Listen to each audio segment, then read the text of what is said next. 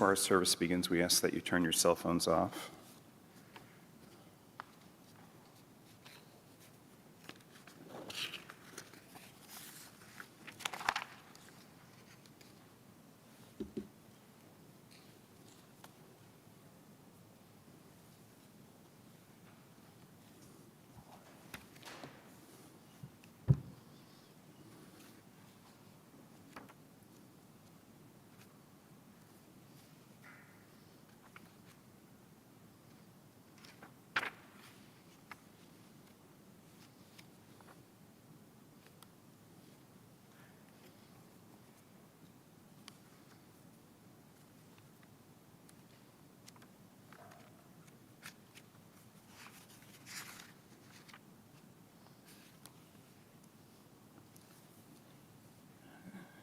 Ecclesiastes wrote that there is a season that's set for everything,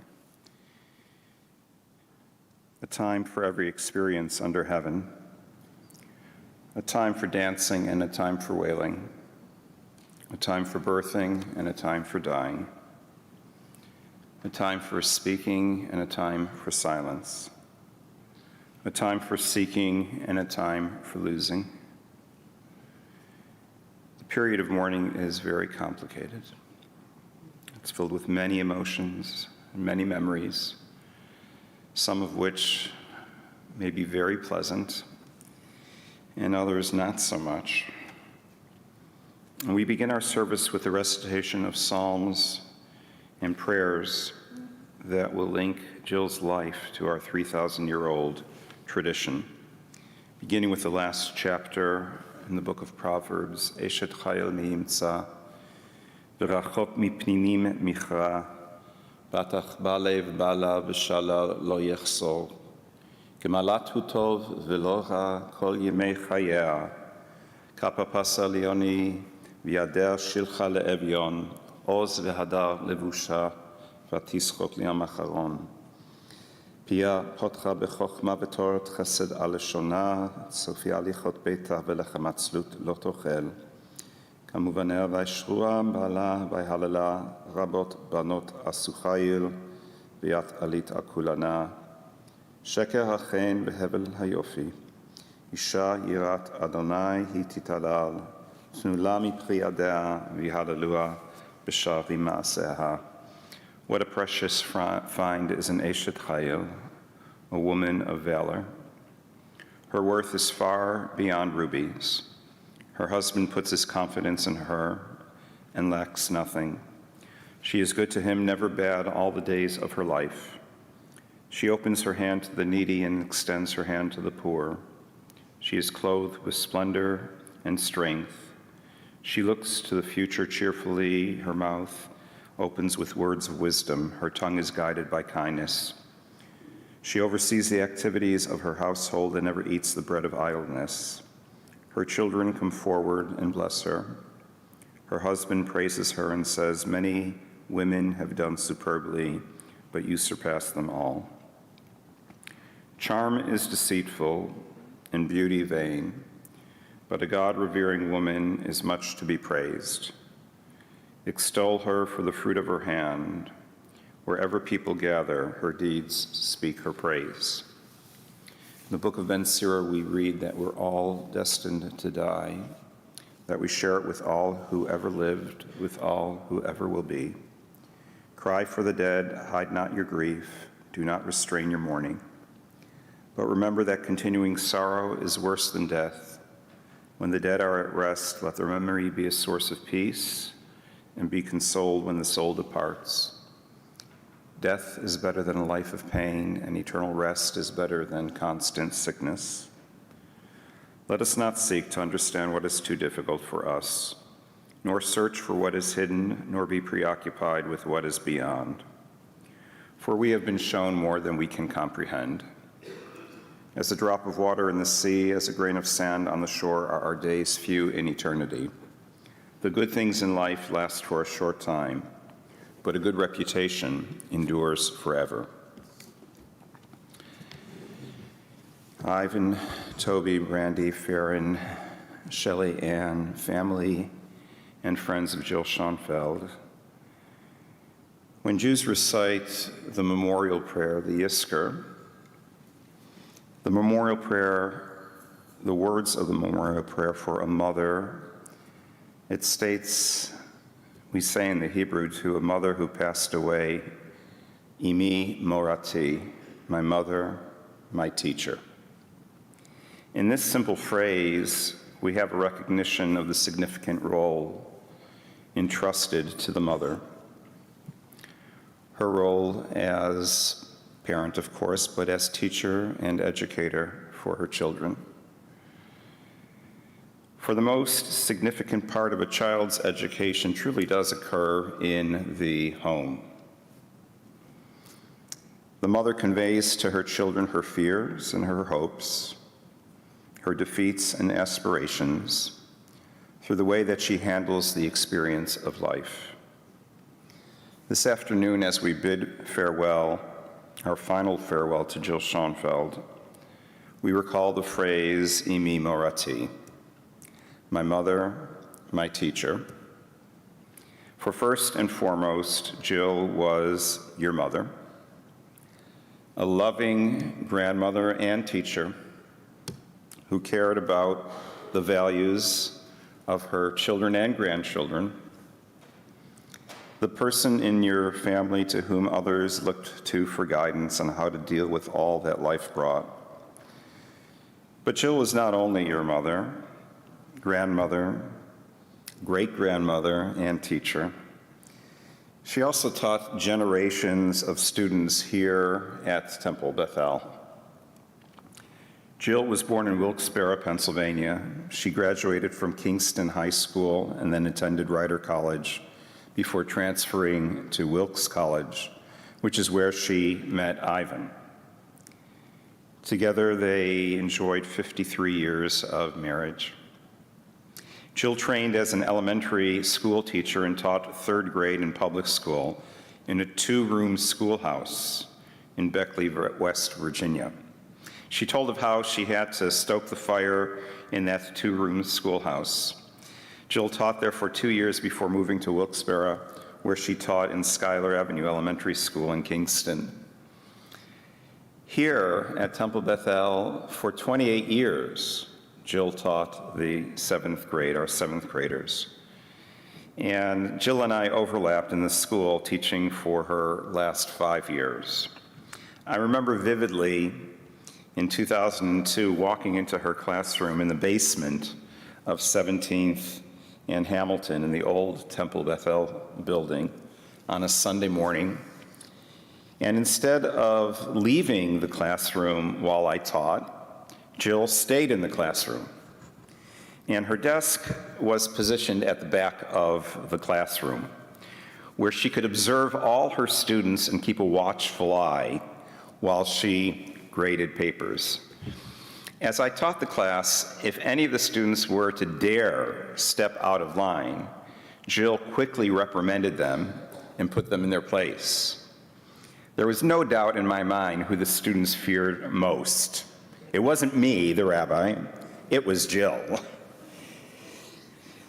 Jill also, though, it's important to say, despite her kind of drill sergeant demeanor, really cared about these kids, and they knew that. And she really befriended them and had a wonderful relationship with the students.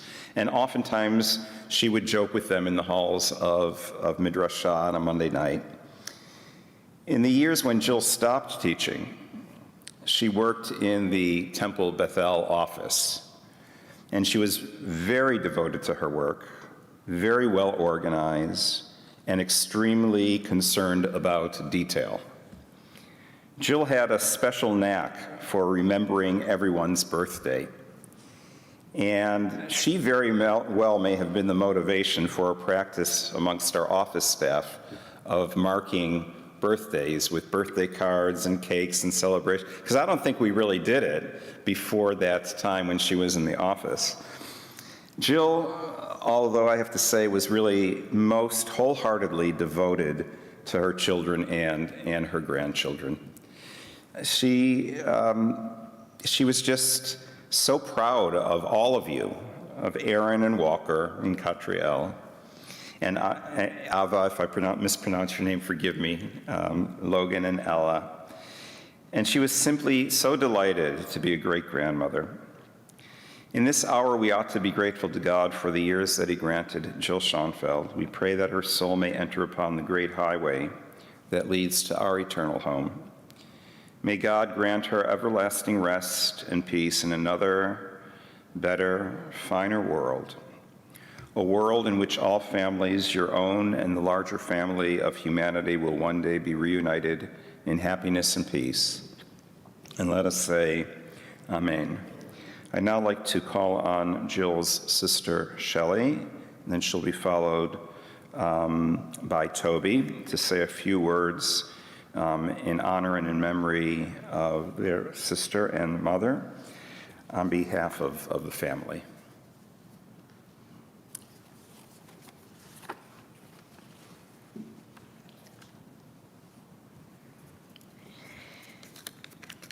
For most of you here,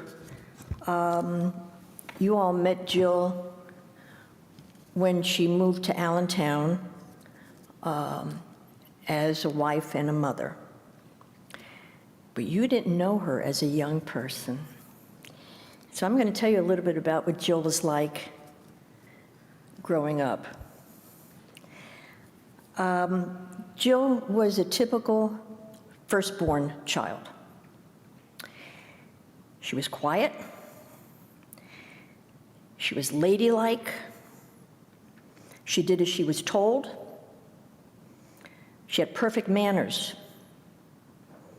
She was a good student. She loved dolls. And as my father used to say, and I know Ivan knows this line, if I had been born first, I would have been an only child. Because my father thought that all his children were going to be like Jill. But let me tell you, it was Jill's job to take care of me. There was just 4 years difference, but my mother trusted Jill to take care of us, like when we got home from school or whatever before my folks came home. And I was about 5 years old, and I just got tired of Jill telling me what to do. So I told her that I was going to run away. She leaves the room for a minute. She comes back with, those of you who are old enough to know what a little train case is, and inside was my toothbrush, a candy bar, and a dime. Listen, in those days, a dime went far. And she said, now you can go. So I left. Well, my mother comes home from the store. I'm not there. And she asked Jill, well, where is she? She ran away. And Jill had a big smile on her face. Well, of course, my mother got in the car, went all over Kingston looking for her. And she found me, brought me home. But Jill got punished, and I was happy. Jill loved horror movies, and she loved fun houses at the amusement park. And those of you from our area, if you remember the Comerford Theater on Public Square, and my mother made her take me to a movie. It was a very scary movie in those days. I got frightened. I started screaming. The usher came down and made us leave. Jill was mortified. And of course, she told my mother and father. They did nothing. We went to Hershey Park one time, to the amusement park, and there was a fun house, and it was one of those that you walked through, not on a ride, you walked through. I got scared. I started screaming. I ran out. Jill followed. My parents yelled at Jill. I was happy. When, those of you who know her, you know she always had a manicure. Her nails were always perfect. Well, when she was young, she didn't get manicures, but she did her own nails. They were beautifully shaped and long. Well, towards me, they were used as a weapon. So my parents would come home and I'd show them the scratches. Jill was punished. I was happy. When we got older, my mother made us work one summer in a factory in Wilkes-Barre. And it was Colgate-Palmolive. And we had to pack boxes to be put on a train to be shipped, believe it or not. We were the only two females. All the others were men and young boys. Jill took one look at the ladies' room and she said, "We are not using that." So for 8 hours a day, I could not use the bathroom. When our shift was over and it was time to go home, she wouldn't take the city bus. She said, "We're walking over the Market Street Bridge." So I had to walk over the Market Street Bridge with a full bladder and filthy. And then, of course, she made me take a shower. But that was her beginning of her motherly type instincts.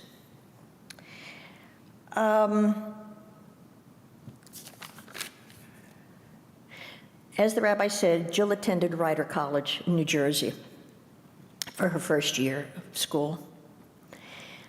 When Jill was in college, I had major surgery.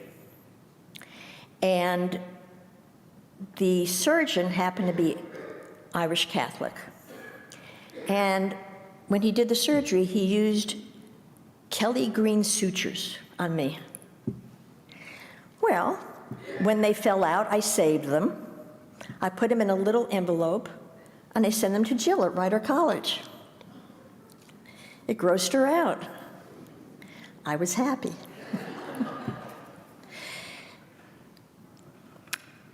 Jill, growing up, was a beautiful woman. She had many suitors, but she chose Ivan. I can't explain it, but she chose Ivan. And on the day of their wedding, you found Jill with a dust rag and pledge. She's dusting the whole house. I'm sitting with a bottle of Pepto-Bismol, and she's dusting the house. After she and Ivan had exchanged vows and it was time to turn around and walk back down the aisle, it was my job as a bridesmaid to lift up her train. Well, I kind of didn't do that. I kind of stepped on it. And again, alluding to what the rabbi said, I heard words that I don't think you should have heard at a wedding, all the way down the aisle. Jill was very involved in Girl Scouts. And Ivan's sister Marlene and I were in the same troop at the Jewish Community Center. And Ivan's mother happened to be my Girl Scout leader. Who knew? And Jill was a junior leader. She sold enough boxes of Girl Scout cookies that she was awarded a campership to the overnight Girl Scout camp called Camp Anawanda in Tunkhannock. Well, my mother said I was going too. And I didn't like being away from home. So Jill was with her friends in the tents that had spiders and raccoons and everything. Well, I didn't like creatures. So I don't know, I did something. I ended up in the infirmary. That's where I spent my 2 weeks, in the infirmary. And it was Jill's job to come and look in on me every day because the nurse made her. At the end of the summer, since Jill really didn't enjoy the summer because I was there, she stayed after the camp closed. She stayed with the camp cook. And she had a wonderful 2 weeks without me. But you know, as we grew older and our parents passed away, we really became close. And we became best friends. And when her health started to deteriorate, she would call me, as she did others, every day, several times a day. And it really got on my nerves. But now, when I think about it, and I will no longer get those calls, I will miss them. But I do have to say that I was with Jill 3 weeks ago, and from what she was going through, the pain and the suffering, I am sorry, being my sister, that she is gone, but I am not sorry that she is no longer suffering. And she and I will still communicate. I have her picture all over the house, and of course I'll probably be carried away by the men in the white coats, but I do talk to her. And I've known her for 72 years, longer than most of you have, and I will always remember her.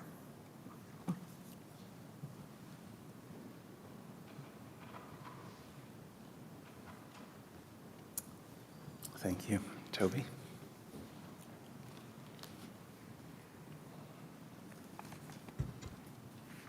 You'll hear some very similar themes here. Mom was born and raised in Wilkes-Barre, Pennsylvania, the oldest of 3 sisters. Shelley and Ann are here with us today. At the time, the 2 most likely careers for women were nurse and teacher. Grandma was a nurse, Grandpa was a podiatrist, so maybe it was natural she'd go the opposite way and went into teaching. I also like to think it was a bit of a reaction to negative role modeling. My grandmother used to tell a story about Mom, who always loved school, coming home crying after a little while. When Grandma pushed her to ask what was wrong, she said the teacher was berating her because she was writing with her left hand. My grandmother, quite a formidable woman, went to school the next day, and that was that. Interestingly, Mom never learned to write with the hook that some lefties have, and her penmanship was always small, neat, and crisp. So guess the joke is on that teacher, right? She graduated from Kingston High School, which is what's now Wyoming Valley West, and attended Rider College before transferring to Wilkes, where she met Dad. You already heard the today's version of the It's a Small World with the Girl Scout troop leader, right, who is Dad's mom, right? So even though Mom and Dad hadn't known each other during that Girl Scout time, there was an early connection there, and that was an early connection despite the fact that it ended up being what we call a mixed marriage, right? So Dad went to an Orthodox shul and Mom went to a Reform one. Mom taught 3rd grade at the Schuyler Avenue School in Kingston before she and my dad moved to Elkins, West Virginia, shortly after their marriage in June of 1970. In nearby Beckley, she taught in a multi-grade 2-room schoolhouse in the early 1970s, although I always think it sounds like the 1870s when she had to feed the coal stove in order to heat the building. Mom and Dad were back in Wilkes-Barre by the time I was born in January of '73 and stayed there for several years. Brandy was also born there in June of '75. Mom didn't go back to teaching until Farron entered nursery school, where we joke she went to keep her eye on him. She kept her hand in the education game by teaching the 7th grade Sunday school class here at Temple Beth El, as the rabbi mentioned, for something like 28 years. She was the teacher everyone dreaded because they knew she cared about the work she was doing and really wanted the kids to learn, and she took crap from no one. She taught Jewish history and Israel history and culture. And given the state of the world, I wonder if we wouldn't all be better off if more people had taken her course and listened carefully. But I digress. Mom was a voracious reader, something she clearly passed on to me and to several of her grandchildren. She always had a book or a magazine or a copy of Reader's Digest into which she would insert a bookmark so she didn't lose her place. My grandparents used to tell me that the few times they had to punish her, they sent her to the bathroom, because when you send a reader to their room, it's a reward, not a punishment, something I know all too well. She did crossword puzzles for most of her life, switching to word searches in later years. And I like to think that if she'd ever been able to make the digital transition, she and I would have competed for Wordle scores. Mom also loved to sing. She got that from my grandfather, who sang in the local Shriners group. He had a beautiful baritone voice. And her love of singing she passed along to Brandy. And her interest in sports was a nice connection with Farron. I think that part of why she was proud he went to Penn State was because they could bond over football. And of course, her beloved Eagles connected her to lots of family members, although not all family members. I gotcha. Although it wasn't only football that she liked. I remember an evening when I was a senior in high school, after I had decided to go to UNC, where she and I watched Carolina play that team from Durham in basketball. Good habits start at home. But really, when we think about Mom, we think about, well, her being a mom. She drove countless hours of carpool to the Shoal, not this location, 17th Street, right? To dance class, to scouts, to chorus practice, and on and on. She attended every chorus concert, every volleyball game, every BBYO or scouting ceremony. She always had a hot meal on the table. She had a limited rotation, and as someone who is now responsible for meal planning, shopping, and preparing, I deeply appreciate this side of her. She also used to slide in our favorite meal when Dad had meetings, tacos, which he hated, which I think you still hate. She proofread our work, and it is from her that I learned my attention to detail, my love of the Oxford comma, and my hatred for the split infinitive. She was also surprisingly good in a crisis. When I broke my wrist in phys ed class in high school, ask me later for that story of grace and dexterity. I remember being in the nurse's office, begging her to call my dad and not my mom because I knew she'd freak out. The nurse tried to comply, but Dad was unavailable, so she had to call Mom. Mom was terrific. By the time she arrived at the school, she had already phoned ahead to the pediatrician's office. There were no cell phones in those days, so it was only a house phone. And she knew exactly where to take me. She was calm, cool, and collected. It wasn't until we were in the bay in the emergency room and saw the x-ray of my wrist completely dissociated from my arm that she started to get pale and clammy, as several other nurses did too. So, her later years were spent here in Allentown and really at Temple Bethel, where she volunteered, she worked, and found her social community. She was never a service goer, but she attended practically everything else this building and its predecessor had to offer. She attended countless model seders and Hanukkah bazaars and interacted with generations of families and would tell us about who was doing what and where. She remembered every name, every bit of detail about a person. All the way to the end, she remained sharp as a tack. When James and I visited her in the hospital a couple of weeks ago, there was some old Western on TV, and she and James and Dad discussed old movie actors and who was in what when. There is not an answer, or actually a question, on Jeopardy that she did not know, or an episode of Law and Order or NCIS that she had not watched. And yes, I mean all of the iterations, SVU, Criminal Intent, NCIS LA, all of them. She enjoyed visiting with her sisters and her sisters-in-law, Tony and Marlene, who are here today, and spending time with nieces Sharon, Barbara, and Lisa. She would also keep me updated about Barbara's kids, Courtney, Nicholas, and Kyle, and I credit her solid connections with the reason why James and I have been able to forge our own relationship with Courtney. My mom was the bridge. Lifelong friends Myrna and Bob, who are here today, Myrna and Bob Bookbinder, they were actually friends before Myrna was a bookbinder, right? Because my parents introduced them. But her real joy was her grandchildren. The benefit of having Brandy and her kids, Aaron Walker and Catriel, close was that Mom could stay closely involved in their lives, something she relished. She made each of them feel like they were important and showed lots of interest in anything and everything they were doing. She also loved being with Farron and Lauren's kids. She especially treasured the Thanksgiving meals Farron and Lauren host, where Ava, Logan, and Ella could share their lives with her. She was also especially fortunate to live to meet her great-grandchild Noxon and watch him develop into an interactive toddler. As her health declined in the last few years, She took joy from where she could. Her grandchildren, talking with people on the phone, and the never-ending gift of cable TV reruns. While she wasn't as able to stay connected to as many as she would have liked in her final years, your presence here today demonstrates the lasting relationship she was able to forge. And after all, who can ask for more? We'll miss you, Mom.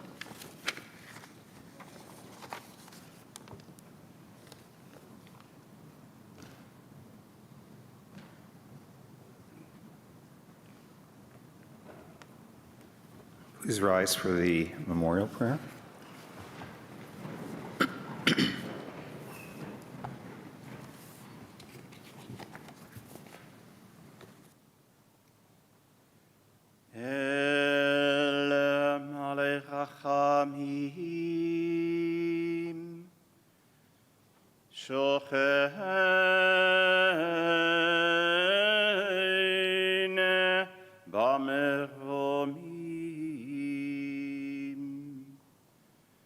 המצא מנוחה נכונה תחת כנפי השכינה במעלות קדושים וטהורים כזרע רקיע מזהירים את נשמת יהודית אביגיל בת משה וחנה שלחה לעולמה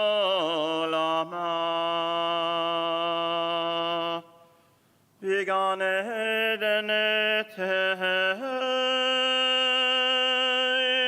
מנוחתה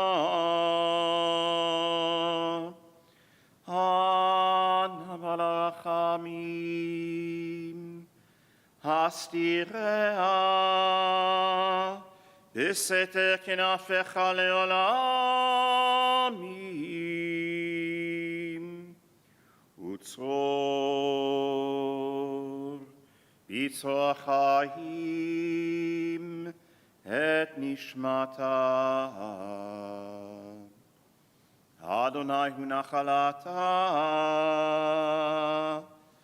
ותנוח בשלום על משכבה ונאמר